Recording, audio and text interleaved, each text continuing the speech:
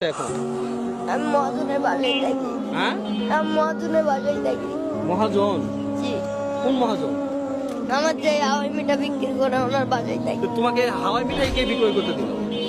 আমি একাই। বাবা তোমার নাম কি? মোহাম্মদ রিপন। মোহাম্মদ রিপন, সুন্দর নাম। তুমি কি করো? হাওয়াই মিঠা বিক্রি করি। তুমি হাওয়াই মিঠাই কেন বিক্রয় করছো? দাদির 40,000 টাকা নেই হয়েছে। দাদির 40,000 টাকা নেই। তোমার বাবা মা বেঁচে নেই? বাবা আছে, দেখি না। বাবা বাবা বেঁচে আছেন? জি, তো বাবা আছেন, তারপরে তুমি কেন বিক্রয় করছো? বাবা দেখে না, বাবা বাড়ি থেকে বাইরে করে দিচ্ছে। বাবা দেখে না তোমাকে? তোমার মা বেঁচে নেই?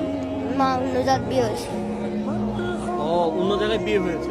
তো তোমার বাবা মা কেউই তোমাকে দেখছে না? জি না। আচ্ছা, সামনে যে ঈদ, তো ঈদে কি তুমি কোনো কিছু কেনাকাটা করেছো? জি না।